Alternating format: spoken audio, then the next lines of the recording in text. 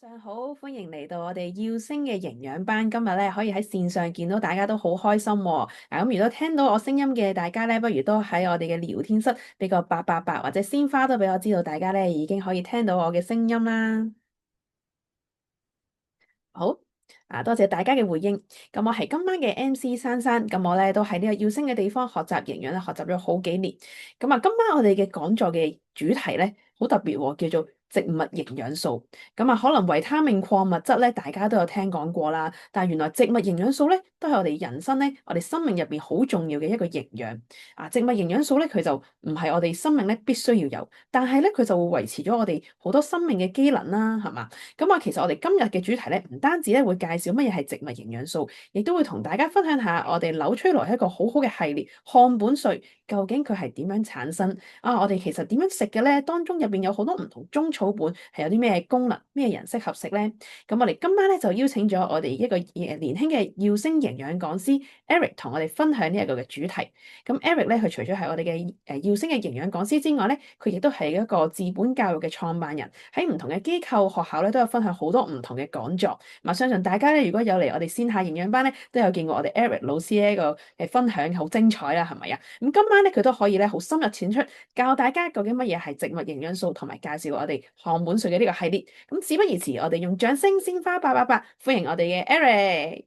咁相信咧，大家都喺可能耀星啊，或者係唔同場合都有對營養素有啲唔同嘅認識啦。咁今日咧就同大家去講多少少到底植物營養素呢個板塊，我哋有啲咩嘅優勢喺度咧？咁而到底中草本對於我哋每一個人嚟講，佢又有啲咩威力可以喺我哋身上體驗得到咧？咁樣咧都講到我哋欣欣都會有啲唔同嘅分享啦。咁記住，即係假如營養素咧就係用嚟去調理身體嘅。假如你有任何嘅疾病，記得第一件事就去揾醫生先。咁但係營養咧就可以幫助我哋喺同一個康復嘅路上面可以同藥物相輔相成嘅。咁咧我個名叫做 Eric 啦。咁我係中文名叫周希朗，希望個希，開朗個朗。咁所以其實我覺得做營養嘅教育，其實咧就正正就將個名去表達出嚟，就將希望、將快樂帶俾身邊更加多嘅朋友。咁我亦都所有嘅知識咧，其實都喺耀星嗰度去學翻嚟。大學嘅時候咧，就喺中文大學度讀能源與環境工程。咁及後就嗰陣時一路日頭讀書。夜晚就去進修讀營養。咁亦都係透過耀星呢度就考咗個中國嘅國家營養師。咁亦都因為喺度去同唔同人去分享營養啦。咁所以咧就開始有機會去唔同嘅機構度做營養講座。但每一次最開心咧都係翻到嚟耀星同我哋唔同嘅朋友去講營養啦。咁今日咧可能咧都有啲嘅新朋友嚟到，咁都想同大家講多少少到底我哋營養係一個咩嘅概念咧？我哋成日聽健康健康呢兩個字成日聽得多啦。咁到底咩叫做健康咧？其實咧喺中國古代，我哋咧就冇詞語呢個概念。每一個字就係一個獨立嘅意思，所以健同康咧係可以拆開去睇嘅。咁咩叫做健咧？其實健咧就講緊我哋嘅身體，我哋嘅營養係處於一個均衡嘅狀態。中醫角度就叫做五臟六腑都非常之強健。咁所以我哋用翻現代術語就係其實我哋營養均衡，我哋嘅五臟六腑就係一個強健嘅狀態啦。而咁咩叫做康咧？唔知大家有冇聽過一個成語叫做康莊大道咧？其實康莊係咩意思咧？就係講緊喺古時候一條村莊，如果佢5條道路都暢通嘅，咁咧就叫做康啦。再套用翻我哋身體，我哋身體點樣道路暢通咧？原來就講緊我哋嘅身體嘅毒素係可以排走得到，路路暢通，唔會喺身體入面去累積。咁所以健康夾埋就係我哋嘅營養要均衡，毒素唔好累積。咁相反啦，咁點為之你身體出現疾病啊？就係營養唔均衡，營養出現一個失衡嘅狀態，毒素出現累積。當營養有失衡，毒素有累積，身體就會引致好多唔同嘅炎症。最終咧就會導致我哋嘅器官出現唔同程度嘅老化。即係我哋嘅細胞會老化，慢慢我哋成個器官老化，我哋成個人就會變老或者會生病啦。咁所以我哋有咗啲基礎嘅概念，我哋咧就會知道到底營養喺我哋身體有啲咩嘅作用啦。咁成日啲人話，營養其實真係做啲咩嘅咧？營養喺我哋身體係有啲咩嘅作用去發生咧？我自己好中意用呢個比喻嘅。我哋假如今日有張木枱爛咗嘅，咁用咩材料修理咧？大家可以打喺個聊天室嗰度。如果你張木枱爛咗，到底你會用咩材料去修理呢一張木枱咧？又或者你有個磚牆爛咗，你會用咩材料去修理咧？大家可以喺個聊天室度打一打字，係啦。我哋咧就唔使齋聽，又可以有啲互動做下。好，我呢邊原來睇唔到大家嘅打字嘅，係啦，咁咧，但我相信大家咧都係心入面都已經知道啦。啊，如果木台爛咗嘅，好自然咧就用木頭去修理啦。係，如果用磚牆爛咗嘅，咁我哋就梗係揾翻磚頭去修理啦。啊，但假如今日呢件事發生咗喺我哋身體，我哋身體有器官係有損毀嘅，咁又點樣做好咧？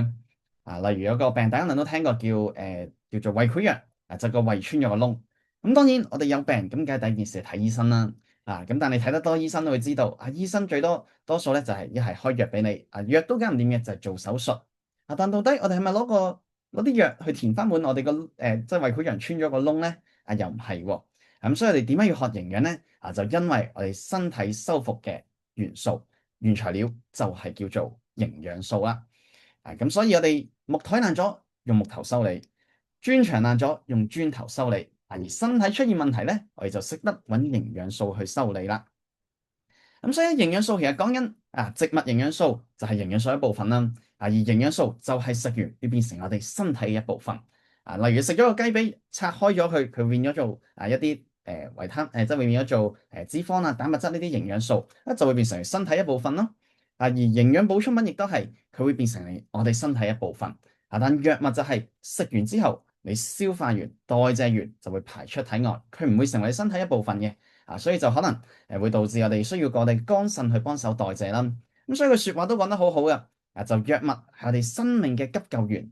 有急事嘅時候，我哋要用藥物快速去處理。但你真係要健康，要重新去重塑你嘅生命，就需要營養啦。因為營養就係我哋生命嘅建築師。亦都有句説話咁樣講嘅，營養補充品係啲咩咧？佢就係一啲冇渣滓嘅食物。呢句説話我哋點去理解咧？其實點解我哋要食嘢啊？就因為食物入面有我哋要嘅營養素。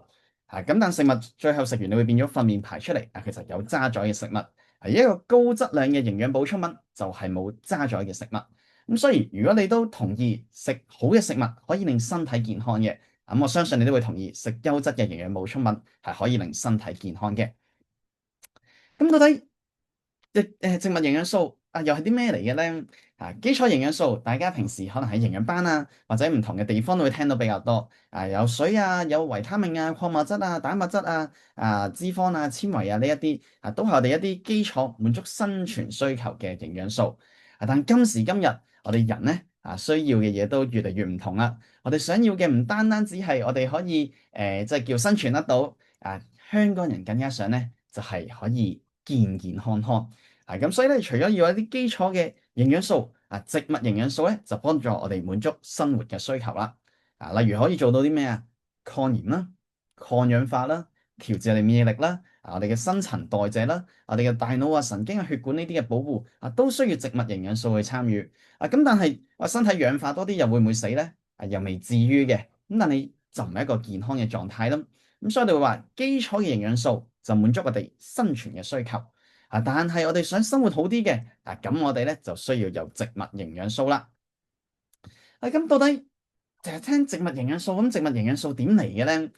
咁咧都同大家可以一齊諗下一個例子，就係唔知大家有冇見過，有時咧喺家鄉買嘅水果咧，總係唔知點解個樣係特別核突嘅，特別岩殘嘅。咁同超市比嗰啲一定係超市買嗰啲係靚啲。咁但當你一食落去，你會發現到底係家鄉嘅好食啲，定係超市買嘅會甜啲咧？如果你覺得家鄉係甜啲嘅，打個 A 字喺個聊天室；如果你覺得係超市買嘅，打個 S 啦，supermarket 俾個你睇下，大家覺得到底喺超市買嘅你覺得好食啲，定還是家鄉嘅啲水果蔬菜會好食啲咧？大家又覺得通常係家鄉好食啲定係超市買嘅會好食啲咧？咁通常咧，你會如果喺家鄉買嗰啲，其實你會見佢點解明明係一顏一忽咁，但咧就我自己去即係親身體會就發現有時咧就係呢啲個養生都冇咁好睇嘅，又會反而好食啲喎。咁係咩原因咧？原來咧即係我後尾就一路上網去查下原來呢個就同植物營養素有關啦。就原來因為一個植物佢想保持自己健康即係佢有時會有即係種出嚟啦，會有蚊叮蟲咬又會有環境嘅威脅。咁咧佢有啲傷口喺個果實上面嘅。咁佢要點樣去修補佢修復翻佢咧？佢就會有啲叫植物嘅多糖。咁所以咧當佢經歷過一啲咁樣嘅受傷再去修復嘅時候咧，佢咧就會衍生咗一啲叫做次新代謝物嘅嘢呢啲用意咧就係保護呢一個嘅水果嘅但同時咧呢啲次新代謝物就係我哋人體更加需要嘅植物營養素當佢營養豐富啲嘅時候，對於我哋人體嚟講，我哋想食呢啲嘢多啲，需要多啲所以對我哋人嚟講咧呢一啲食物又會更加之好食嘅咁所以咧呢一個就可以用另一個角度去睇下原來植物營養素就係因為植物想保護自己而出現嘅一啲叫做次新代謝物就係為咗保護佢但同時呢一啲咧又對我哋人體嚟講咧係更加有益嘅營養素啦。咁講到營養素到底有幾多種呢？有查一查先知，哇！原來時至今日已經有超過25,000種嘅植物營養素好多好多種唔同嘅植物營養素。咁咧，我哋可以一般咧就將佢分為五大類用顏色去分類五大類有咩呢？有紅、黃、白、綠、紫黃色嘅有咩用啊？黃色咧一般咧你可能聽嗰啲可能係用米黃素葉黃素呢一啲。咁其實咧，佢就可以對我哋嘅視力皮膚心腦血管免疫系統呢啲咧，去幫助我哋去維持呢啲嘅細胞嘅健康。紅色嘅例如你會聽到胡蘿蔔素、番茄紅素呢啲就對我哋嘅心臟血管細胞甚至我哋一啲男士嘅前列腺嘅保護又需要紅色嘅營養素。綠色嘅對於我哋嘅細胞、我哋嘅肝臟或者係我哋嘅牙齒骨骼健康亦都係需要嘅喎。咁而白色咧就係亦都係維持我哋身體嘅酵素維持我哋心腦血管嘅健康血液循環而紫色咧聽得比較多，例如係花青素對於我哋腦部去即係或者佢做本身係一個好強嘅抗氧化劑。咁所以發現咧，其實佢哋涵蓋嘅咧都幾唔同嘅喎咁而呢五隻顏色，所以點解話成日食蔬菜最好食多樣化彩虹餐盤咧就因為唔同顏色嘅植物有唔同嘅營養素。咁而對於我哋人體嚟講，每一樣都好重要嘅。咁你食黃色嘅嘢就未必有白色嘅功效。咁所以食多啲唔同嘅植物就會有豐富、充足、均衡嘅植物營養素啦。咁而咧當你去發現原來植物佢會透過保護自己可以有一啲新嘅一啲更有效嘅營養素誕生嘅時候咁又有啲公司會去諗就係我可唔可以令呢個果實呢個種子可以係贏在起跑線咧？即係佢粒果實種咗出嚟佢後面產生嘅代謝叫次新代謝物都係佢後天嘅一啲經歷啦。咁但如果呢個佢由種子嘅階段已經係受到一啲嘅挑戰嘅時候，其實都有機會產生一啲良好嘅突變一啲產生一啲對我哋人體更加有用嘅植物營養素喎。咁所以咧有一樣嘢就叫航天育種航天育種你做咩咧？就將粒種子送佢上外太空而喺呢個外太空咧，佢就會經歷一個叫微重力高真空強宇宙射線嘅一個狀態就令佢產生啲叫良性嘅突變但係實啲突變咧講緊發生嘅機率咧係0.幾個 percent 嘅啫。咁所以你送好多種子上去，都未必有一粒係啱你心意嘅。咁但呢粒種子突變完之後再翻到嚟仲要經過好多層嘅工序嘅喎要再去篩選、再培育留低一啲真係營養價值更高、活性更強、更加穩定嘅新品種。咁而航天育種亦都唔係你個個人話我要送我公司嘅種子上去就可以做到嘅喎背後要你公司好有實力亦都要有成個國家政府去背書，所以航天育種絕對唔係一件容易做到嘅事咁而我哋紐崔萊正正咧就係呢一間公司可以去做得到喺上一個星期啦，咁 Terry 已經講咗好多關於紐崔萊即係點解我哋要去選擇紐崔萊咁而今日我哋講呢個植物營養素，講中草本，其實正正就係紐崔萊嘅基因。喺1915年至1927年嘅時候咁我哋紐崔萊嘅創辦人卡魯雲邦博士就嗰陣時透過觀察百姓嘅飲食見到明明一啲人佢住鄉村嘅好健康，但去到都市咧就好多人出一種病叫做腳氣病咁佢覺得就同佢哋嘅飲食結構有關，就相信一定有啲魔法落咗喺一啲嘅食物入面。咁所以嗰時咧佢就好醉心去研究睇下唔同嘅草本有呢個藥食同源嘅概念而呢一個正正咧就係紐崔萊嘅基因時至今時今日，我哋亦都係將呢一個紐崔萊嘅基因繼續延續落去。咁咧講到植物營養素，其中一個咧我都想喺呢個即係去揾唔同資料，發現哇鐵皮石斛呢樣嘢真係好犀利咁點解咧？鐵皮石呢樣嘢咧，佢係呢個植物啦，其實佢入面係有好多唔同嘅微量營養素啊，佢有即係你見到有多糖生物鹼、黃酮啊、氨基酸呢一啲嘅微量營養素啊，對於我哋嘅免疫力好有幫助啊，仲可以做啲咩啊？抗氧化、抗衰老、抗疲勞、降血壓、降血脂、降血壓，哇，通通咧都係我哋現代人好想要嘅嘢啊！咁原來咧再查翻啲典籍嘅時候，發現原來以前秦始皇啊成日想揾一個長生，即係長生就係我哋所講依家嘅。長生不老其實就係佢想做就係抗衰老，係想揾用嚟抗衰老嘅仙草，就係揾到鐵皮石斛。啊，武則天啊，乾隆皇帝嘅養生秘方又係鐵皮石斛。啊，甚至文成公主嘅嫁妝啊，韓愈嘅救命草就係靠呢樣嘢。係啊，石斛咧有好多種唔同嘅種類，而鐵皮石斛咧就喺咁多個種類入面最突出嘅一種。啊，佢點解叫鐵皮咧？因為佢個顏色同鐵，即係佢有少少青青地嘅色。啊，就好似一啲氧化咗嘅鐵，咁所以就叫鐵皮石斛。咁所以咧，原來鐵皮石斛同其他石斛係好唔同嘅。啊，而喺《神農本草經》又點講啊？啊，其實佢係可以幫我哋去即係你當佢滋陰厚腸胃嘅。而《本草綱目》亦都講到，啊，佢可以係益智除經啊。啊，即係對於我哋即係慢慢年紀大會最驚就係腦退化啊，啲嘢開始唔記得啊。原來呢個鐵皮石斛又有幫助啊，仲可以點啊？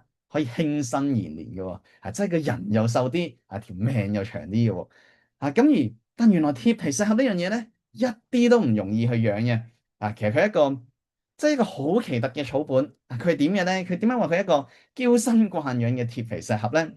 啊，第一，佢住嘅地方好唔同，啊，你諗親植物咧，都會諗佢佢喺泥土度種出嚟啦，啊，但鐵皮石斛好有性格嘅喎，啊，佢種喺邊嘅咧？佢咧一定要依附岩石或者樹幹嘅，咁所以咧你可以想象就係佢係一個唔中意瞓床，淨係中意瞓喺地板嘅人啊！咁仲要喎，佢唔可以嗰個光照咧好重要啊！你唔可以太殘眼啊，個紫外線又要足夠啊，所以咧其實佢係唔係好中意太光，又唔中意開燈嘅啊！咁而且咧嗱，你會見到就係鐵皮石斛，佢生長又緩慢，授粉率又低啊，春芽率又低啊，咁所以咧佢依家咧就瀕臨絕種嚟嘅。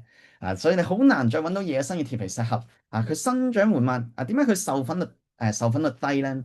其實咧就係授粉咧，佢係即係如果一個花嘅結構咧，佢要入到去個最終入面嘅花蕊啊，佢先可以真係成功授粉啊，即係先可以係繁衍後代啦啊！咁所以咧可以想象就係其實佢，但佢呢個花蕊結構極之複雜，九曲十三彎啊！你要一個花粉入到去入面咧，係極之困難。啊，大概95%嘅鐵皮石斛咧，其實都係唔成功授粉嘅。啊，咁所以咧可以話咧，其實鐵皮石斛大部分咧都係單身狗嚟嘅。啊，佢咧都係配對唔到，啊，冇辦法去繁衍下一代嘅。啊，就因為佢個結構極之複雜。好啊，到佢咁難得可以配對得到授到粉，可以長出果實啦。啊，佢嘅果實又好神奇嘅喎。啊，佢嘅果實咧，佢淨係佢嘅果實簡單嚟講就冇一個食物去俾佢嗰粒即係你當一個雞蛋啊，蛋黃就係嗰個生命啦，啊，蛋白就係俾個蛋黃嘅食物啦，啊，佢就得個蛋黃冇個蛋白嘅，啊，即係佢授完粉之後嗰個嘢咧啊又冇嘢食嘅喎，啊，咁所以咧有人話啊鐵皮石斛一個生完仔之後咧完全唔照顧佢嘅渣男嚟嘅，啊，咁甚至咧鐵皮石斛佢要去爆開咧啊又唔係佢自己可以喺入面去爆嘅喎。啊！佢要出面咧有啲真菌啊刺穿佢，佢先可以爆到出嚟嘅。啊咁，所以佢就係一個需要靠其他人嘅一個靠媽媽嘅一個嘅 BB。啊咁，所以你發現哇，鐵皮石斛，如果今日要你自己去，即係唔好講話係採摘，因為野生基本上已經冇乜剩噶啦。啊，要你自己去諗方法，自己去種呢個鐵皮石斛出嚟咧，都極其困難。啊咁而嗰陣時咧。喺紐崔萊嘅即係植物研發中心，喺上年就有機會可以去參觀啦。咁嗰時都話，其實佢諗咗好多方法，想諗下，第一，你唔可以用泥土去種，啊，你要搬啲岩石翻嚟去種喎。啊，咁而嗰陣時科學家就諗咗好多好多唔同嘅方法，啊，最終咧就終於揾到一隻啱用嘅樹皮，啊，就可以保持佢個濕度啊，跟住個環境個光度又足夠啊，增加佢嘅授粉率，先至咧可以令到鐵皮石斛喺一個仿野生嘅環境度生長出嚟。哇！所以你聽完呢個故事，你知道鐵皮石斛雖然非常之犀利，但要種出嚟咧都一啲唔簡單啊！咁而佢種到出嚟啦，鐵皮石斛種咗出嚟啦，都唔係佢最有藥用成分嘅地方喎。佢仲有藥用成分嘅地方係咩咧？就係佢嗰朵花，鐵皮石斛花。大概每320朵嘅鐵皮石斛花咧，先可以攞到1克嘅鐵皮石斛花嘅提取物。哇！咁所以你會知道就係成個你要由佢又受到粉啊，又可以去生到出嚟，都已經好唔容易啦。仲要佢最珍貴部分，要成320朵花先有一刻出到嚟。啊，兼且佢嘅開花期係非常之短，啊，你好難去把握去採摘。啊，咁但假如你真係具備呢個能力做得到，啊，鐵皮實合嘅好多好處你就可以擁有啦。可以延年養顏、滋養五臟啊，甚至一啲如果你係有即係糖尿嘅朋友啊，咁佢可以幫助抗糖化嘅啊。咁呢一個就係鐵皮石斛嘅一啲唔同嘅科學研究啦，係滋陰清潤啊，防呢個紫外線啊，所以你見到哇，通通每樣嘢其實我哋都非常之想要啊。咁而正正呢個鐵皮石斛啊，就做咗我哋邊一個產品咧？就係我哋所講嘅肌原因活啦。而肌原因活咧，佢唔係純粹得一種植物營養素噶喎。你發現紐崔萊嘅產品咧，啊好多咧，其實佢係一個複方啊，單單係一個鐵皮石斛已經咁非常之唔簡單啊。但成個肌原因活入面係有5種營養素啊，5種嘅植物營養啊，仲有一個叫做野櫻莓啊，佢又稱為一個叫不老莓，點解咧？啊，就其實咧喺嗰陣時，1986年發生呢個切爾諾貝爾事件啦，咁嗰度就好多輻射啦，啊，基本上好多植物啊，好多嘢都死晒。係咁，但係咧，當啲人再去翻個災場嘅時候，就發現，喂，仲有一棵植物依然喺度，咁嗰個咧就係野櫻莓啦。咁所以其實佢有個好強防輻射嘅能力。啊，仲有魚金子、紅石榴、國槐花，呢啲通通咧都係一個好有藥用價值嘅植物營養素。啊，咁但呢啲植物背後其實就想要佢有啲可以幫助我哋抗衰老嘅植物營養素。啊，咁而最終抽晒咁多嘢出嚟，就形成咗我哋嘅一個抗衰老嘅王牌產品，就係肌原因活啦。啊，肌原因活又可以幫我哋去預防 DNA 嘅損傷，啊，又可以幫我哋去抗炎，又可以抗衰老。啊，甚至臨床數據啊，皮膚啊、毛孔啊、睡眠啊、炎症啊，通通都可以改善得到。啊，咁而今日咧啊，我哋喺度又見到啲數據，就係幫你可視化多啲。啊，即係咁講，植物營養素啊，例如你呢個植物營養素叫做矢車谷素糖苷啊，有咩用咧？啊，即係一個正常嘅 DNA 咧，佢好似一個光圈咁樣嘅。啊，如果破壞咗咧，佢就有條尾巴。啊，咁但係你加咗一個矢車谷素糖苷嘅時候，佢就可以保護翻佢啦。咁所以你就見到呢個營養素就可以防止我哋嘅 DNA 被破壞啦。啊，咁但係你會話哦，都即係唔係一出世咁就食呢個肌原因活噶嘛？咁我都有啲嘅細胞已經係受損咗。咁所以咧，佢就另一種植物啊，就有油花酸呢一種植物營養素，就係幫我哋將受損咗嘅 DNA 又再修復翻。咁甚至我哋身體嘅炎症一啲衰老嘅細胞透過呢一啲嘅呢5種嘅植物營養素通通都可以將呢啲炎症去舒緩啦，衰老細胞又減少啦，甚至我哋嘅產能嘅細胞粒線體又可以幫我哋活化翻。咁所以肌原因活係一個好全面就係將紐崔萊咁多嘅植物營養素嘅精華變成一個精髓。咁而家呢幅相係咩嚟嘅咧？其實咧今日咧都邀請個朋友過嚟分享一下。咁其實佢都係一個即係好忠實嘅紐崔萊嘅用家，用咗好多年。去親旅行咧都會帶住一啲嘅產品喺身。而佢咧有一個故事，就係佢同一個朋友喺呢個高鐵火車嘅經歷。咁我哋將呢個時間交俾 Tracy，又可以分享下佢嘅故事啊！可以俾啲掌聲先啦，888打喺個聊天室，有請 Tracy。Hello，大家好，我係 Trace，我係從事幼兒教育嘅，跟住咧我都係咧紐崔萊嘅忠實用家啦。咁咧，我今日同大家咧就分享一個關於高鐵嘅故事啦，都係關於肌原嘅啦。因為肌原咧係上一年出嚟嘅，因為佢嘅效果實在太好啦，同埋咧佢嘅消炎效果都好好啊。咁我平時咧出去咧我都係要隨身帶住嘅，咁咧就幾個月前啦。我就陪朋友咧，即係去廣州返廣州探親啦。咁咧，因為咧當時嗰個朋友咧，佢就話有咧中耳炎啊。咁佢咧左邊面咧就係紅腫啦，跟住咧塊即係個嘴咧打唔開啦，即係打唔係好開啦。跟住咧講嘢都唔係好清晰啦，同埋咧即係真係有啲難受啊。即係佢雖然咧即係話戴住口罩，但係咧都覺得佢咧太難受啦。咁我知道咧，即係話肌原效果咧係特別好啊嘛，消炎效果。咁咧我咧就將身上嘅6條肌原咧，我就俾咗佢啦。咁咧，首先咧，我就咧攞咗兩條機緣俾佢先啦，嗌佢飲啦。咁當時喺高鐵上咧，就即刻飲咗兩條機緣。咁當時朋友咧都係半信半疑啦。咁但係咧好神奇啊！咁咧過咗咧大概個幾鐘啦。之後咧佢就講啦，哎呀，即係塊面咧已經咧即係話腫脹就消咗一啲啦。跟住咧個嘴咧就都比之前咧可以咧擘大啲啦，講嘢咧都清晰啲啦。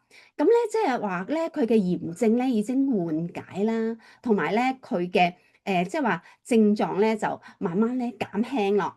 咁再過多咧2個鐘啦，就中午食飯啦。咁因為咧前幾日咧佢因為中耳炎啊嘛，佢嘅左邊面咧佢都係唔可以食嘢嘅。即係咧，都係咧用翻一邊面食嘢。咁食飯之前咧，我就嗌佢咧再飲多兩條機緣啦。咁佢咧就飲咗兩條機緣，咁就開始食嘢啦。哇！但係咧，即係食即係中途嘅時候咧，即係食住飯，佢突然間啊一聲。咁當然我哋就個個都覺得好奇怪啦。佢做咩喺度發出呢啲聲音嘅咧？佢話咧，哇！唔知點解咧，即係不知不覺間啊〜佢咧唔可以食嘢咧，嗰一邊咧，居然可以食嘢喎！哇！佢覺得真係咧太神奇，亦都咧不可思議啊！咁咧即係佢一從10點啦到下晝咧3點，大概係5個鐘時間啦。5個鐘時間，佢係食咗4條機緣。咁咧，佢咧，你真係想像唔到咧，佢嘅消炎效果係咁好啊！即係佢嘅症狀咧已經緩解咗啦，即係大概咧就好咗咧，6、7成左右啦。咁咧，剩低兩條機緣咧，我就嗌佢咧，即係夜晚翻去咧，翻到屋企咧再飲啦。咁好啦，咁第二日咧，佢就一早咧就已經打電話同我反饋啦。佢話咧，居然咧即係話咧食消炎藥咧都咧即係話咧佢嘅症狀都仲係未消失，但係咧6條機緣可以咧令到佢嘅炎症咧好咗，好轉差唔多80%。所以咧呢個咧即係話咧身邊啦，即係我自己親身體驗同埋朋友親身經歷嘅呢個故事啦，即係咧係證明咧我哋嘅機緣咧係效果係幾咁好啊！即係咧我哋咧對咧機緣嘅信心咧係100%啊！咁今日咧我就同大家咧分享就係呢一個啦，同埋咧好多謝大家啦。哦，好，thank you Trace 嘅分享啊，係佢都係第一次咧喺熒幕前同大家做分享嗱，大家俾啲掌聲先啊，拜啊，多謝下阿 Trace 嘅分享啦，即係都好唔容易啊，即係你要去即係喺呢度去同大家去即係去分享，咁但係其實你都會見到即係一個好真誠嘅分享啊，身邊咧就要有啲朋友就 Trace 咁樣啊，即係隨身帶備住啲機緣，有咩事咧就即刻可以咧啊，即係。因為機緣真係起效非常之快，對於我哋每一個一啲急性嘅炎症嚟講，都係可以有個好好嘅改善功效咁所以再次多謝 Trace 嘅分享啦。咁所以咧到底呢啲咁嘅唔同嘅植物營養素，其實咧佢去研發呢個產品，其實背後嘅工作咧係好唔容易啊。咁到底呢個現代嘅神農係點樣去誕生咧？今日咧就同大家再拆解多少少。咁所以其實我哋講緊呢個神農係用現代嘅科學去解碼呢個本草綱目。咁其實咧喺紐崔萊咧，佢有好多唔同嘅植物數據嘅中心。咁但我哋要點樣去做到咧？第一咧，我哋要去即係做一個產品研發。第一要知道一啲健康問題到底佢嘅成因喺邊度？因為好多問題其實我哋唔係即係三言兩語可以直接揾得到噶嘛。你要去一做研究，揾下到底佢根源嘅問題喺邊度先。揾到根源啦，再睇翻我哋人體到底對應住呢一個根源嘅問題，我有咩把點係可以處理得到嘅咧？好啦，我揾到我可以喺人體度處理嘅地方，咁有啲咩植物係配對緊呢一個靶點咧？仲有啦，我揾到呢個靶點出嚟啦，我需要用幾多嘅量先至起到有個改善嘅效果咧？最後我可以點樣唔同嘅植物營養素去配搭，形成一個配方，達至最好嘅效果咧？咁所以你見到每一樣嘢其實都有好多種唔同嘅可能性，成千上萬嘅可能性嘅。植物營養素啱講都有咁多種啦。咁我點樣可以將咁多唔同嘅嘢可以去夾埋一齊咧？咁而我哋需要嘅就係要從海量真係好似海咁大嘅數據入面揾到入面嘅關係，透過佢哋之間嘅關係揾到最佳嘅排列組合。咁所以紐崔萊係有啲咩咧？就係有數據我哋有5大嘅數據中心。第一，植物嘅數據庫紐崔萊有過萬種嘅植物原料，即係你會知道呢啲植物入面佢有啲咩嘅成分而佢成分入面到底有啲咩嘅植物營養素所以第二個咧就係植物營養素嘅數據庫我哋知道呢啲植物營養素對我哋每一個人嘅生命到底有啲咩意義咧？再傳統方劑即係中國古代幾千年咁多唔同嘅典籍，咁多唔同方劑點解佢要咁樣開藥點解咁樣去配搭咁樣配搭有啲咩好處佢用量要用幾多？全部都係好龐大嘅數據仲有我哋人體嘅把點到底你哋人體可以點樣去用呢？最後用落臨床上面啦，我哋人體健康有啲咩嘅情況會出現呢？咁所以全部每一個都係極其困難嘅工作咁但你可以想象就係你今日有5個武林高手，每一個武林高手喺佢行業入面都已經係最頂尖但你今日要做嘅難題就係你點樣令呢5大高手可以一齊合作呢？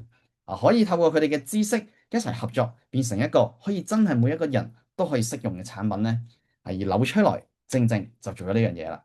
呢一個嘅神農系統咧，其實喺十幾年前AI 大家可能最近聽好多覺得呢幾年嘅事，但喺十幾年前紐崔萊咧已經有自己 AI 系統，一路去研發，就將過萬種嘅草本數據、6萬幾種嘅植物營養素、7萬幾條嘅中醫方劑，或者諗下你讀書你就係讀嗰幾本書，你都已經讀到即係都不似人形啦。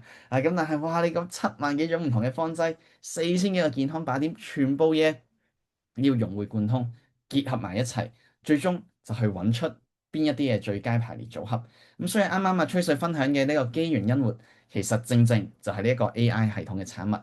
我哋想要嘅就係延緩衰老啦，抗衰老即係如果你之前有聽過，就衰老有12個把點嘅基本上市面上所有同抗衰老有關嘅產品，做到1至2個咧，已經可以賣好多錢啦。但我哋呢個機緣因活係12個把點都對應晒。點樣去12個把點都對應晒就因為我哋有呢套神農系統啦，咁而我哋有咗呢套神農系統，除咗我哋可以做一啲抗衰老嘅產品，第二好重要嘅嘢，我哋就係要令中草本現代化。漢本稅呢個系列就係將古老嘅智慧呈現翻一個現代嘅答案。漢本稅呢個嘅系列名其實點樣嚟嘅咧？漢就係講緊傳統嘅漢方，傳統嘅漢方我哋叫君臣佐使嘅一個配藥原則。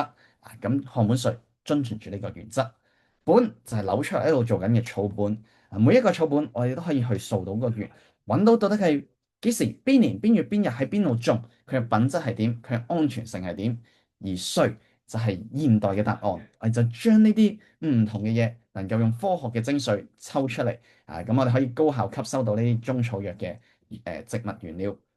咁而扭出嚟其實做緊嘅就係一樣嘢叫藥食同源。藥食同源咧，其實呢樣嘢唔係新嚟嘅。喺周朝嘅時候，嗰陣時已經有醫生係專幫皇帝去睇下食物要點樣配搭。咁藥食同源最好嘅一個解釋就叫做空腹食之為食物，患者食之為藥物。又點樣去理解咧？大家可能都有食過綠豆沙啦。咁到底幾時即係假如我肚餓食呢碗綠豆沙係咩咧？呢碗綠豆沙就係食物啦，幫我去解決我肚餓嘅問題。但假如今日我中暑，我唔舒服有啲暑熱，有啲熱喺度嘅，呢碗綠豆沙就係有藥物嘅功效幫我去清咗呢啲熱佢咁所以漢本稅都係嘅你冇病冇痛去食嘅話你可以當佢係食物嚟嘅咁但當你有需要嘅時候，佢就係可以起到藥物咁嘅功效但佢本質其實都係食物嚟嘅而喺去到漢代神農本草經就將呢啲藥物分唔同嘅，即係依佢嘅毒性分唔同嘅種類咁有時話以毒攻毒咁所以我哋點解要有一個君臣佐使嘅配方，就係確保佢係可以一個平衡得到啦所以有句説話講就係食療勝於藥療能夠用食物解決嘅問題，就唔好用藥去解決啦。咁而我哋營養其實都不斷去進化緊嘅。以前咧係講基礎營養即係維他命礦物質蛋白質呢一啲到依家開始咧，我需要精準嘅營養每個人嘅唔同個體有唔同體質，有唔同需要但將來更加需要嘅就係要功能化即係我想直接我有血糖問題，我想直接一個產品解決我有三高嘅，我想直接一個產品解決同時呢啲人又想追求要養生以前見到一粒粒嘅濕地紋就覺得好似食藥咁樣但一拎啜啜嘅一啲嘅產品去飲嘅時候就會覺得好生活化嘅一種養生方式咁我哋又需要同時做到呢啲嘅嘢喎。而到底中草本想推行現代化，其實難點喺邊度咧？就第一有句説話就話中醫其實非常之好但中醫最大機會死喺咩手上咧？就係中草藥上面。因為中草藥依家好多時啲品質個監管問題啦，可能有重金屬硫化處理甚至佢起效原理咧又好難解釋得通嘅喎即係點解要用呢個藥材？點解要咁樣配搭？咩叫做熱好多嘢好難去三言兩語去解釋得到甚至現代人成日覺得要煎藥好鬼麻煩都係令到中草藥咧好難推行現代化。咁仲有啦，中草本咧，我哋講嘅係道地性你識得講道地咧就係行內人行外人點睇啲嘢就地唔地道咁，但咧真係中草本我哋講道地性，道地係講緊嗰個藥材需要喺一個特定區域佢要有一定嘅知名度佢背後係講一個數據庫係用中國人咁多唔同嘅人口成千年過千年嘅臨床經驗去揾到嗰啲藥材喺嗰啲地方種會有特別好嘅效果嗰啲叫藥材嘅道地性咁其實就因為唔同地方嘅土壤、唔同地方嘅氣候都會有影響嘅喎。咁所以點解我哋要去選擇漢本瑞咧？就因為背後我哋係做緊嘅就係三樣嘢。第一係令養生呢樣嘢更加專業即係以往養生其實你好多啲有啲嘢係有啲人嘅養生方式好古靈精怪嘅冇乜背後嘅科學嘅概念喺入面但漢本瑞就將所有養生嘅嘢變得好科學化。第二就係你唔使擔心中草藥嘅一啲品質問題即係中草藥你去買嘅時候，有時都唔知道放唔放心會唔會有重金屬嘅但紐崔萊用90年嘅歷史話俾你聽，佢由呢間公司創立嗰刻開始，就已經將佢嘅產品安全性擺喺第一位。第三就係呢個一定係時代趨勢嚟嘅大家都中意更加方便更加之即係所有嘢係可以好就手你食落去睇落好有一個生活嘅儀式感咁而漢本瑞正正就係喺呢三樣嘢都可以做得到咁而漢本瑞要去做就需要一個背後嘅植物研發中心而喺呢個無錫嘅植物研發中心就由09年開始去選址，睇咗全中國40幾片唔同嘅土地而且佢考察嘅呢都件好特別嘅喎除咗氣候種植佢仲要睇埋社會同人才嘅喎。咁其實咧，佢同成間公司嘅理念非常之一致就係佢更加重要就係你需要有人才。佢做喺呢笪地嘅時候，一開始買咗呢笪地佢唔係即刻開始去種嘅喎佢用咗3年時間即係想像你買咗間公司翻嚟，買咗笪地3年，你咩都唔做你就係等笪地去休息去令佢變得更加有營養呢3年咧係全部純粹揼錢，乜嘢回報都冇嘅而佢前期呢個投資總額係高達1.8億嘅人民幣絕對唔係一個簡單嘅工程，但佢成個理念就係佢要將中草藥推行現代化因為正正流出嚟嘅血就係流住喺中草本度嚟嘅咁咧即係呢一個都係上年去睇嘅時候，我覺得一個好震撼嘅一個地方就係咧呢度有間屋一入到去咧就見到點解啲嘢一層層咁樣去隔住啲光又咁樣紫色咁嗰陣時睇完唔知做咩啦。咁出到嚟之後就問下個導遊，其實呢度做咩嘅咧？咁佢就話其實咧呢個地方咧係做緊一個模擬就話咧到將來咧地球人口一定會越嚟越多嘅。你地球人口越嚟越多，你一定要花好多嘅土地，你要去種植一啲嘅糧食滿足你基礎營養嘅需求，就係唔好餓死。咁你全部地咁多人口種晒要食嘅嘢咁你點樣去種植物營養素咧？你冇咁多地喎。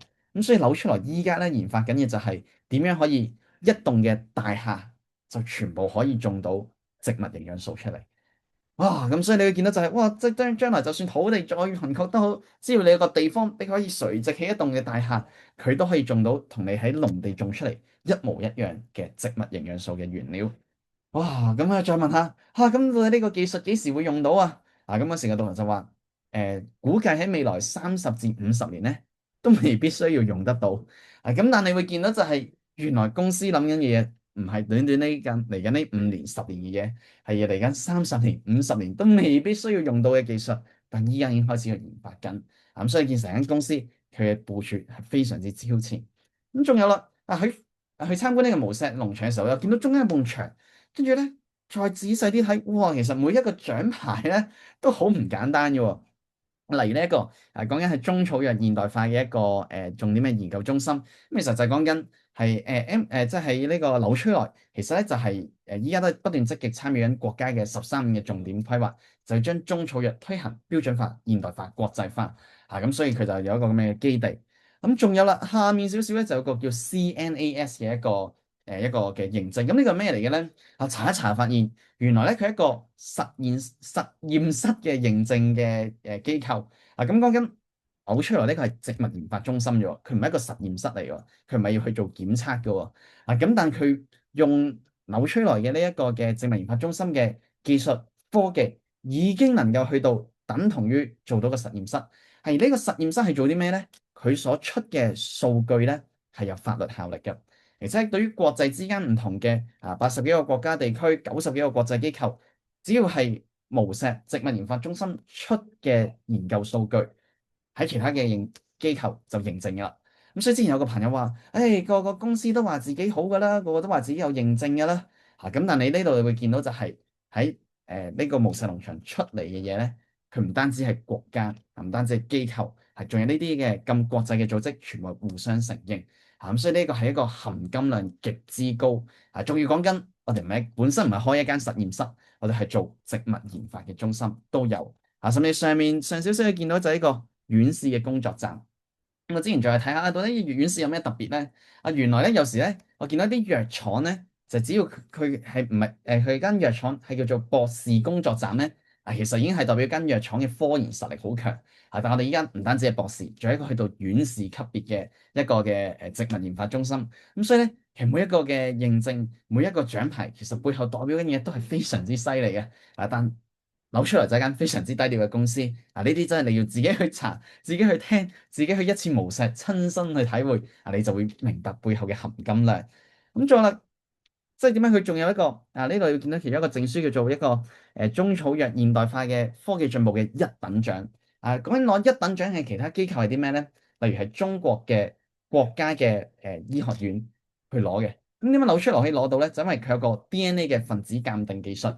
即係咧中藥最驚咧就有假藥，唔係假嘢。咁點先確認佢係真咧？就驗 DNA 就知係真定假啦。無論係個花啊、莖跟住個樹枝一驗咧就可以驗到佢 DNA。咁而透過扭出嚟佢研發嘅呢套技術。配合佢本身有嘅植物研發嘅一個指紋嘅圖譜，所有中草即係唔係所有嘅，即係而家都不斷去研發當中啦。喺佢破解咗嘅基因圖譜入面，你就能夠用呢套技術可以去識別到邊啲係真，邊啲係假。咁所以你有句説話就講嘅藥補不如食補，即係與其食藥不如食食物，食補不如神補。咁咩叫神補咧？中醫去講嘅神咧，其實就係即係句説話，你有聽過就係閉目養神。其實神咧就係一個精華嘅意思嚟嘅。而漢本水咧係啲咩咧？就係將食物嘅精華提煉出嚟。所以其實漢本水咧係一個叫做膏方嘅形式。而膏方咧就係更加符合都市人嘅養生習慣，更加濃縮，更加經濟。而漢本水暫時喺香港咧，我哋有4大唔同嘅產品。清潤活燃補心恒怡。咁但我發現就係原來咧唔同產品諗住就係清潤就係補肺，活燃就係養血，恒怡就係有血糖問題先要用啦。但原來呢一啲嘅工具去到一個中醫手上咧，又可以可以有一個出神入化嘅應用。咁跟住嚟咧，我又邀請咗一個中醫師咧，就同大家去分享。咁啊，中醫師咧非常之犀利。咁佢自己係一個註冊中醫師啦。但同時咧，佢亦都係一個識營養嘅中醫師。咁接住嚟，大家就會聽到一個中醫師嘅真心分享，到底點解佢會選擇漢本水咧？咁我哋一齊用掌聲有請卡洛斯先。大家好，係啦，哇，Eric 講得好精彩啊！咁我今日咧，我真係想分享一下一個中醫我手頭上都已經咁多工具啦，有咁多嘅草藥、顆粒，我又可以用針灸，可以拔罐，咁多方法，點解我都要利用埋漢本水咧？係咪？咁介紹下自己先，咁我係一個註冊中醫師啦，咁喺中國同內地兩邊學醫嘅。咁而家有腫瘤科同兒科嘅證書，咁一路從事臨床工作，其實都有7年啦咁我點解會一路會有點解我仲要用漢本水呢一個諗法咧？咁當初當然係其實我喺我嘅臨床工作當中，其實我都遇到好多問題咧。其實成個行業都面對緊，但係我冇辦法解決嘅。第一個就係乜嘢咧？其實煲藥，說實話真係相對比較麻煩啲係咪？有冇人煲過藥啊？或者自己沖過藥粉嚟飲啊？而家啲人連沖藥粉都覺得煩，因為又要揾熱水，又要等佢溶，又要等佢凍咁樣。咁呢一樣嘢咧，的而且確係暫時冇辦法解決嘅，係咪？第二個咧就係好多人質疑中醫，或者咧知道中醫面對緊嘅挑戰咧，就係呢個藥材嘅安全性嘅問題。雖然香港嘅藥材有佢嘅監控標準啦，咁但係仍然咧，我哋都要即係正視一個問題，就係將來土地一定可能會越嚟越受污染啦，環境越嚟越受污染啦。就算藥材係冇污染嘅，但係如果我自己唔識自己去藥材鋪買一啲材料或者買一啲湯料嘅時候，其實我唔識得去到揀一啲優質嘅材料啊嘛。所以咧，其實藥材嘅安全性同埋嗰個品質咧，其實都好難自己去控制。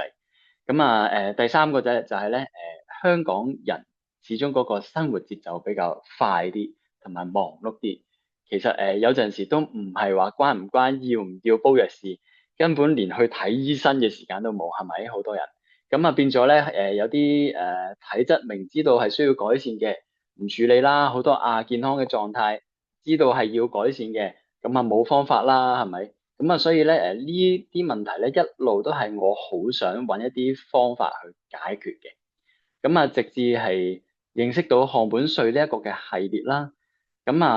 當然我作為一個專業人士咧，我又唔會話一聽到一樣嘢人哋話好我就即刻去用，係咪？當初認識嘅時候，當然就係一啲嘅夥伴啦，我嘅介紹人啦，好有誠意咁樣佢係邀請我去睇下呢個漢本稅嘅成分個配方係唔係一個好嘅配方。係我自己領域，我當然用心去到睇啦。一望個配方，真係不得了，可以話係咧好符合，完全符合我哋中醫嘅理論。佢嘅啱啱講到君臣佐使係點樣，我哋嘅補係點樣補，我哋通係點樣通。其實嗰個配搭係有要求嘅，的確係過到呢一關。第二咧就係我需要考證佢個原材料好唔好啊，個科研背景係點樣啊？其實我自己都做咗好多功課，因為食落肚嘅嘢對於健康嘅嘢，我係絕對有要求。第三咧就係知道咗原來漢本水呢個唔係單單係一個好似一般中成藥咁嘅產品，佢係咧一個傳統嘅一啲嘅智慧同埋一個現今科技嘅一個結合。佢利用 AI 嘅功能，佢輸入咗好多嘅數據包括傳統嘅古方古書同埋一啲現代嘅一啲嘅知識，其實全部係結合咗，再同埋我哋個人體身體嘅一啲嘅症狀病徵嘅靶點去結合，去到形成呢一啲咁嘅配方。所以咧，其實我真係見到佢既符合我哋傳統中醫嘅理論，又符合又有呢個現代科研嘅支持，所以係我覺得係一個好成功嘅一個中醫藥現代化嘅例子。當然最後我一定要親身試過啦個效果啦。最近我自己都隻腳都受咗傷啦，係咪？一陣可以再講多啲例子俾大家聽但係咧，我有一個我自己突然間驚訝咗、驚震咗係乜嘢咧？我啱啱咪話佢好符合中醫嘅理論嘅，係咪？點解我咁肯定佢符合咧？因為當我未認識漢本水之前我突然間有一日去揾翻我以前做一啲講座上堂嘅一啲嘅筆記嘅時候，我突然間翻出咗呢一個當時疫情期間我做嘅一個講座，我講點樣去到保健我哋嘅肺臟。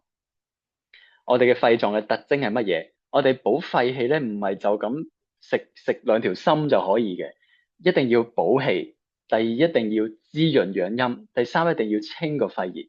我係寫咗出嚟，好巧合定咩咧？當我認識咗漢本水，知道有一個產品叫做清潤飲嘅時候，我好驚訝。佢入邊嘅成分正正就係我當年備課嘅時候我要求嘅3個條件，同埋入邊嘅一啲嘅成分係非常之匹配啊，所以佢叫清潤飲，又有清嘅，又有潤嘅，又有參喺入邊補氣嘅，係成分非常之相似。咁所以我就知道啊，真係不得了，呢個產品唔係一個咁簡單嘅一個嘅中成藥配方。好啦，咁當然啦，點解我最後真係用得咁喜歡用咧？第一就真係有個品質監控嘅把關啦。啱啱 Eric 都介紹咗我哋安理植物研發中心係點樣去到對待每一個嘅中草本啦，仲有係其實係同緊國家呢個十三五規劃嘅一個中醫藥現代化去到合作去到研究，所以非常之有信心啦。第二咧就真係好便利，就咁一條一條搣開就咁啜就得啦，係完全解決咗食中藥好麻煩呢個問題，仲解決咗乜嘢咧？仲解決咗中藥好難飲呢個問題。好多人覺得中藥好苦唔想飲係咪？或者食中成藥有冇人食過啲補乜乜丸啊、乜乜濟丸啊嗰啲？係啦，咁咪成樽好多粒噶嘛，其實好難吞，個味道又好臭。咁其實呢一個嘅漢本水咧就非常之易入口就冇咁難飲咁好唔好飲就因人而異啦但係絕對唔難飲咁第三個咧就係嗰個成本其實非常之低唔知大家會唔會買啲湯料，買啲陳皮幾多錢？你去買啲參翻嚟幾多錢？係咪？係講緊都可能貴嘅靚嘅係要講幾百蚊，唔係一斤係一兩啲陳皮幾百蚊一兩嘅陳皮。咁其實係好貴，要買啲靚嘅藥材。咁但係因為安理公司係自己種植啦，又係我哋嘅制度咧，令到佢嘅成本係可以控制得十分之好啦，所以我哋可以有一個好優惠嘅價錢，其實就可以用到呢個產品。咁我俾啲例子大家嗱，我絕對相信佢安全性，可以播一播最左手邊呢一個係我囡囡嘅片嚟嘅，係啦，佢手上邊揸緊嗰條咧就係清潤飲啦。咁你估如果一個產品安全性唔好嘅話，我會唔會俾我囡囡飲咧？係咪？咁中間呢一個咧，其實就係我覺得好符合現代人，就係我自己都又有診所嘅工作啦，又不斷要出去教書啊、講座啊、做唔同嘅或者去一啲嘅會議啊，有好多唔同嘅工作，咁其實非常之忙你叫我周圍代包藥出街係唔實際咁但係咧呢一個就係我平時最常用嘅配搭，就係活鹽同埋呢一個嘅杏兒兩條一齊食。係好快補充到個精力，同埋可以養到身，解決一啲現代人成日會有虛火捱夜嘅一啲問題最右邊嗰個咧，我唔知可唔可以開到個聲音，最好開，因為係一個我嘅其中一個患者嘅一個例子嚟嘅。呢一個係一個因為佢係我嘅患者，我保護佢私隱啦，所以我冇錄到佢嘅樣但係有佢嘅聲。佢係一個80幾歲嘅婆婆啦，咁本身個體力已經好差，又有三高問題。每次屋企人叫佢去旅行咧，佢都覺得唔好啦，我行又行唔到幾多步路，你想去玩啲乜嘢我又陪唔到你，又或者到時真係去咗啦，一家人為咗就佢咧，變咗好多嘅行程係做唔到。所以佢揾我嚟調理嘅時候，我最後介紹咗佢食呢一個嘅漢本水，佢有一個好好嘅效果。唔知道會唔會有聲咧？可能稍等一等嚇。係啦，係咪有聲？佢呢度 share 唔到聲。唔緊要，咁我口述啦。呢一位個婆婆咧，咁其實佢啱啱講佢嘅情況，身體情況就係咁樣啦。但係咧有一個好大嘅問題就係咩咧？佢要去旅行，佢唔能夠去到攞咁多包藥去旅行，因為好重噶嘛，係咪？然後咧仲有乜嘢咧？如果就算我俾藥粉佢，去旅行期間係咪咁時不時可以揾到熱水去沖藥食都揾唔到噶嘛，係咪？咁所以咧，其實一啲成日去出差或者去旅遊嘅人咧，其實你要佢用中藥養生咧，好唔實際，好唔實際。我亦都唔建議啦，係咪？咁啊有咗呢一個之後咧，佢就每日去出發之前，同埋喺中午食飯，咁佢咧就會食2條嘅漢本水。咁啊佢食嘅咧就係補心同埋活熱。咁啊食完之後咧，佢同我講話，哇！佢未試過一個旅行，佢又可以上山，又可以行好遠，連周圍啲團友個個都讚佢啊！點解你身體咁好，體力咁好，可以去咁多地方？佢成家人係玩得好開心。所以我覺得呢一個係真係一個好好嘅見證，就係其實我哋中藥都有一啲好安全、好方便、好有效嘅選擇俾到大家。好啦，咁係啦，呢一個就係現代一個新嘅需求啦，即係好多人咧已經唔係話我淨係要醫病，我都好意識到我有好多亞健康要處理，有好多身體嘅問題要去預防，係啦。咁啊，仲有一咧就係有好多人都會知道，我唔係食一粒丸仔我就可以養到身，我亦都唔係話求其有一種嘅食材我不斷食我就養到身。所以其實係需要一個完整嘅解決方案，更加係需要好多嘅複方去到支持。咁啊，第三就當然係嗰個精準程度同埋個有冇效啊？咁啊一定要適合自己嘅需要啦，同埋個產品一定要夠好啦，先至做到個效果啦。第三咧就係真係要有一啲實質嘅科研去到支持啦。咁啊，其實呢啲都係而家不論你係一個一般嘅大眾定係一啲專業人士，其實嗰個方向都係咁樣啊。咁我可以再分享少少呢一個漢本水究竟係點樣用啦。暫時我哋香港有4款，有一個係清潤啦，第二個叫活燃啦，第三個叫恆怡啦，第四個叫補心啦。咁將來咧希望係會有更多嘅，咁但係我分享其中2個先啊，都講唔晒咁多。咁第一個咧就係活燃。活燃呢個我覺得係非常非常之重要，就係因為香港人大多就係第一壓力好大，第二就係生活節奏好快，好忙碌啊！就算唔係壓力大，唔係忙碌，都好精彩，精彩到晚晚咧都要好夜瞓啊！